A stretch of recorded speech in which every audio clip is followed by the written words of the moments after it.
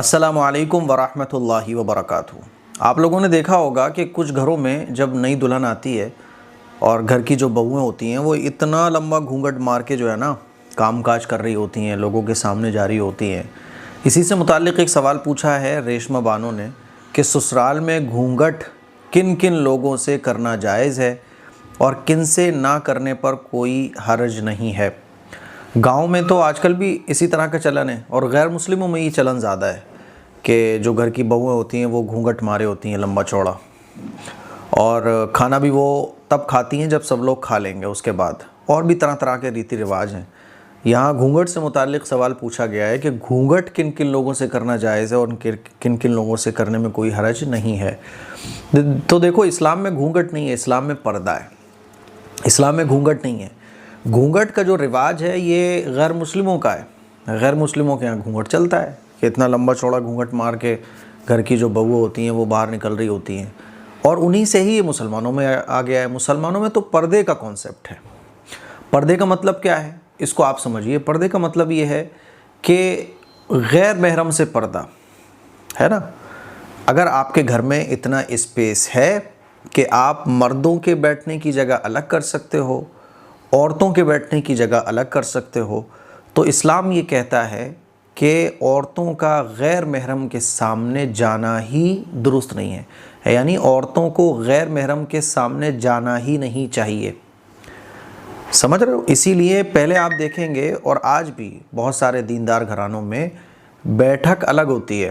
यानी बाहर का कोई मर्द अगर आ रहा है, बाहर का मतलब बिल्कुल बाहर का हो, कोई रिश्तेदार ना हो वो भी, और रिश्तेदारों में भी कोई ऐसा मर्द जो गैर महरम हो, तो वो बाहर बैठक में बैठेगा या उसका कमरा कम से कम अलग होगा। अगर खाना भी है तो औरतें खाना उनको नहीं देंगी, घर के मर्द उनको खाना देंगे। कोई चीज़ अगर पहुंचानी है तो घर के मर्द उनको वो चीज़ पहुंचाएंगे। बिल्कुल पर्दा देखने का तो सवाल ही नहीं उठता। घूंघट तो बहुत बात की चीज़ है। बिल्कुल अलग अलग, यानी मर्द अलग हैं, औरतें अलग हैं। ये असल है इस्लाम की तालीम। लेकिन हर जगह ये पॉसिबल नहीं हो पाता है। अब क्या होता है कि आजकल हमारे घरों में दीनदारी इतनी नहीं है, या घर किसी के बहुत छोटे हैं, यानी एक ही कमरा है, औरतें जाएं तो कहाँ जाएं, है ना। या आजकल घर इतने छोटे हो गए और फिर घर में औरतें ही औरतें हैं, तो या एक ही घर में सब लोग रह रहे हैं, चचा ताया सबके बच्चे, पूरा ख़ानदान एक ही फैमिली है, बस ऊपर नीचे कहीं मंजिल मकान बना हुआ है, उसी में पूरा ख़ानदान रहता चला आ रहा है। अब क्या होता है, या रिश्तेदारियों में शादी हो गई तो वही हमारे जेठ हैं, वही हमारे देवर हैं जो उसी घर में रह रहे हैं, तो अब पर्दा कैसे होगा। तो इस सिलसिले में इस्लाम ये कहता है कि एक तो गैर महरम से गैर ज़रूरी बात नहीं करना चाहिए। यानी खामखा की बात नहीं, काम की बात तक हो रही है ठीक है, क्योंकि काम की बात करना बाद दफ़ा मजबूरी हो जाता है। दरवाज़ा खोलने जाना है या कोई बात करनी है, कोई चीज़ देनी है, तो ज़रूरत तक ही बस बात रखी जाए और तन्हाई इख्तियार ना की जाए। दूसरा, गैर महरम के सामने कभी अगर मजबूरी में आना भी पड़े, जैसे कि मैंने बताया छोटे घर होते हैं, या एक ही कमरा है, वहीं पर किचन है, वहीं पर रहना सहना है, मेहमान भी आ गए, रिश्तेदारों के लड़के भी आ गए जो गैर महरम है, तो अब क्या होगा। तो उसका तरीका फिर यही है कि आप अपने आप को पूरा ऐसे कवर कीजिए जैसे नमाज में कवर करते हैं, है ना, जैसे नमाज में कवर करते हैं, और अपने आप को बिल्कुल इसी तरह से कवर कीजिए। और कवर करने के बाद आप ख़वातीन के साथ मिलकर ही बैठें, और जितना हो सके आप ऐसे मेहमानों के बीच बैठें या घर के कामकाज करें कि आपका सामना गैर महरम से कम हो। अगर बात करनी भी पड़ जाए तो कोशिश ये करें कि कोई महरम ही बात करे, कभी बात करने की ज़रूरत भी पड़ जाए। कुल मिला के मैं ये कहना चाह रहा हूँ कि कम से कम आपका सामना हो, है ना। और पर्दे की हद, पर्दे के अहकाम पर हम जितना अमल कर सकते हो उतना अमल करने की कोशिश करें। जैसे मिसाल के तौर पे ये कमरा है और यही मेहमान आके बैठ गए, तो एक तो है कि सामने गैर महरम बैठे हुए मैं और वो लड़की भी सामने बैठ जाए, अब ये आमना सामना हो रहा है, तो बेहतर ये है कि हम ऐसे बैठें कि सामना ना होने पाए, और अपने आप को पूरा ऐसे कवर कर लें जैसे नमाज के लिए हम कवर करते हैं।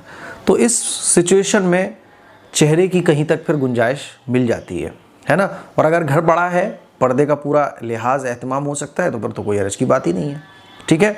लेकिन डायरेक्टली मजाक दिल लगी बातचीत, डायरेक्टली बातचीत हो रही है और क्या हाल है, ये वो है ना, पूरी सारी कॉन्वर्सेशन चल रही है, गप्पे लड़ाई जा रही हैं, इसकी शरीयत में कोई इजाज़त नहीं है।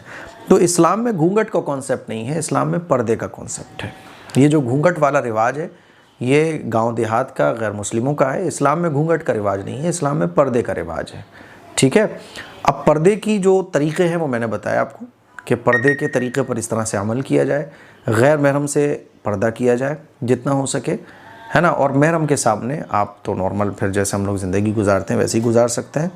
तो ससुराल में घूंघट हो, ससुराल में हो या कहीं भी हो, पर्दा बराबर है। ससुराल में हो तब भी आपको पर्दा करना है, आप ससुराल में नहीं हो या कहीं भी हो, पर्दा आपको करना है। आप खूबसूरत हो तब भी पर्दा करना है, आप बदसूरत हो तब भी पर्दा करना है। बाज़ दफ़ा ख़वातीन जो है ना कोई खूबसूरत नहीं होती हैं या कोई ऐसे लगता है यार मेरी तरफ कौन अट्रैक्ट होगा, तो भाई अट्रैक्ट की बात नहीं है, पर्दा अल्लाह का हुक्म है बस। तो घूंघट इस्लाम में नहीं है, इस्लाम में पर्दा है। मुझे उम्मीद है ये मसला आपको अच्छे तरीके से समझ आ गया होगा। इस क्लिप को शेयर करें। अच्छा, घूंघट वाले रिवाज वालों का एक अलग ही मामला है। मर्द बैठे होंगे, घूंघट मारी हुई दुल्हन जो है ना सारे खाने लेके लगा रही होगी, है ना। तो अजीब ही है। इस्लाम कहता है नहीं भाई, पर्दा होना चाहिए पूरा, नाश्ता पानी लगाना है, मेहमानों को मैनेज करना है, घर के मर्द करेंगे। औरतें मर्दों के सामने नहीं आ सकती, गैर महरम के सामने नहीं आ सकती। तो घूंघट वाला रिवाज नहीं होना चाहिए, पर्दे के अहकाम पर अमल होना चाहिए। इस क्लिप को शेयर करें। अस्सलामु अलैकुम वरहमतुल्लाहि वबरकातुहू।